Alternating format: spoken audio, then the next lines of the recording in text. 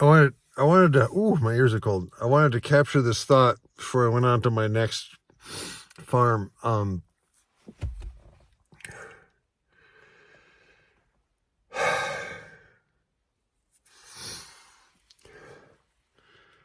was thinking about hay and how it's like this quest for the cheapest hay, which is, I think, I got some dollar bill hay,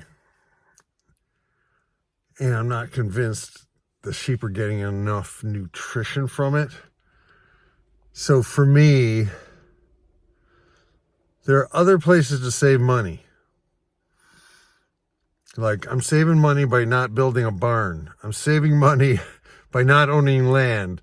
Like, there are other areas to save money so that I can pay a fair price for the best, most nutritious feed. And that does not include grain. You know, the conventional mindset is, oh, if I want my sheep to be healthy during the winter, I'll supplement the hay with some grain because maybe the hay isn't enough, right? They need weeds. And ultimately, alfalfa is a broadleaf plant, is a forb. So one of my plans is to buy some alfalfa for March. But we're about to hit January, and we're 8 weeks away from March. Like, I got to start planning some shit and like I need to get some more hay, and it needs to be really first quality hay because we wanted this hay to get down on the ground while they were still grazing so that this hay is kind of a supplement to their actual grazing. But now that we have snow on the ground, it's more like, okay, the grazing can supplement the hay. So the hay has to be really good. And so the business model has to include enough money for really good quality hay. Pay at market prices. Do your math on at market prices. And if you get a good deal every once in a while, great. But support the guys who are doing hay right. Find those guys in your community and buy from them and tell other people to buy from them. Right? Because you might be able to take your sheep to their hay fields in the winter and go to fields that they did their second cutting in August and they're not going to do another one. Use their winter stockpile and fertilize their fields.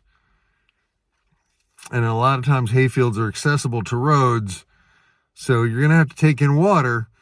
But with electric netting, if you get set up enough in advance, you can keep moving them through a series of pastures on hay fields. And it's so easy to move fence on hay fields, but they don't have windbreaks, right? So you got to provide some kind of wind shelter, which I'm still working on.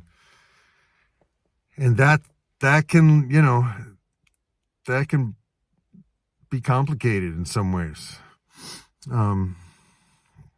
But it's doable and it's free. Like, be cheap when it comes to buying land. Like, be cheap when it comes to buying machinery, but don't skimp on the food for the animal, which is the engine of your operation. Do you know what I mean? Put the high test in. Their bodies will reward you. They will give birth to babies, and they will have plenty of meat on the bone when you take them to the butcher. Like, don't skimp on the fucking nutrients or the minerals.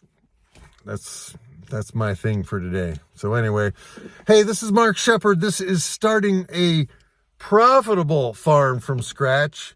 And I'm going to try to do more of these short 5-minute things where I share one thought about farming, and hopefully it makes sense. If you like what I'm doing, please subscribe.